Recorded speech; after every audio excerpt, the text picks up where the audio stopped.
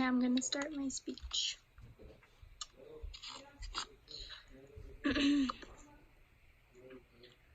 Alright, this is my pathway to leadership. What does it take to be a leader? I ask myself this question frequently, and a person can honestly write a whole book about this and not even be able to answer it. There are many types of leaders in the world, but what traits do they all have in common that have taken them, what traits do they all have in common that have gotten them the leadership they obtain? Today I will be telling you about 3 things. Today I will be telling you about my pathway to leadership. This is something you'll want to listen to because you may ask yourself the same question, or my experiences might help you guide you into your own pathway of leadership. Most people want to better themselves and grow into leaders to inspire and make changes. I know I do. And if you're someone like that, stay tuned. Today I will tell you about 3 things. What being a leader means to me, my experience being a leader, and the leadership roles I plan to take on for the rest of college that will benefit me afterwards in both my personal and my professional life. I'm first going to tell you about what it means to be a leader to me. A leader is a person that influences others to accomplish an objective. They direct an organization in the right direction. A leader looks out for other people before themselves. Leaders are inspiring, honest, intelligent, and they stand up for what they believe in. They are continually studying to improve themselves and their skills. A leader is always ahead of the game. They are prepared for anything that comes their way.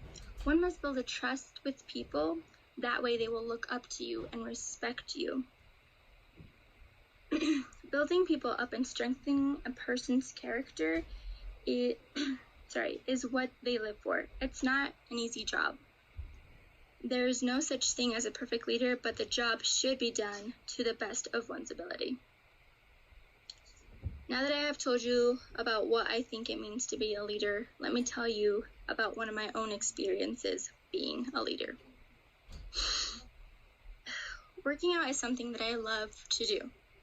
It helps me with my stress, and overall, it helps me improve myself every day. I have been working out for quite some time now. I'm no expert, but I feel like I know myself around a gym. So I had a group of friends, and they didn't really know what exercises to do. They didn't know what machines were there for. They didn't know what machine worked what body part, so they asked for my help. And I kind of appreciated that because I felt like they kind of looked up to me. So it was a nice feeling. I agreed to help, and soon they were joining me at the gym. Since they were beginners, I did basic body workouts with them, and they were sweating like no other by the end of their workouts. And I can tell between them they kind of wanted to give up, but I wouldn't let them. I would say things like, "Come on, 5 more, you got this," or maybe "Just remember why you started." And just those few encouraging words would actually work. It made them feel like someone believed in them, and not only that, it made them believe in themselves.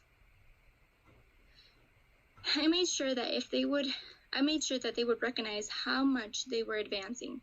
When they were able to do a certain workout that they couldn't do a few weeks ago, I would let them know, like, "Wow, look at this, like you were not able to do this a few weeks ago, but now you can." I would also acknowledge when they would go up in weight. They would be so excited when they started recognizing their own improvements. They trusted and admired me for the dedication I had to see them improve. They told me they appreciated the fact that I would take time out of my day to help them succeed. I was able to help these girls because I was determined, focused, patient, supportive, and positive. When I work out, I want to inspire people to do the same. I want people to see that you must give it all you got and then some. Now that I have told you about my own experience being a leader, let me tell you about the leadership roles I plan on taking for the rest of college that will help benefit me afterwards in both my personal and my professional life.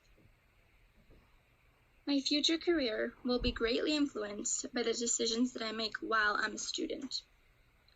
The first one is self-discipline. To be a leader, one must work hard to achieve more. I must have courage and commit to help my team be successful.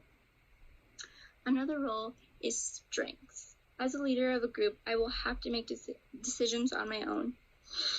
And that is when my strengths will surface, and my talents as well. Problem solving is another role that I must practice. I am not the best problem solver, but I am willing to learn how to become a better one. The last role is probably the one I have the hardest time with, and that is taking criticism. I take everything to heart, and I tend to take criticism the wrong way, but I must realize that I need to take criticism and apply it to my work so I can improve my skills. A leader strives to achieve new heights and see what success feels like. Criticism can make me stronger and better, and it is inevitable in any job. These are some of the leadership roles I will be taking on as a student. That way I'll be more prepared in my future. Today I have told you about 3 things. I told you about what being a leader means to me, about my own experience being a leader, and leadership roles I will take on to help me succeed in my future, personally and professionally. So what does it mean to be a leader? I believe that I have answered that for you guys to the best of my ability. Well, at least I hope so. But like I said before, being a leader is not an easy job, but it should be done to the best of one's ability. I want to be a good leader, and so I will continue to learn and work on my skills so that one day I can motivate and inspire others to do the same. Thank you.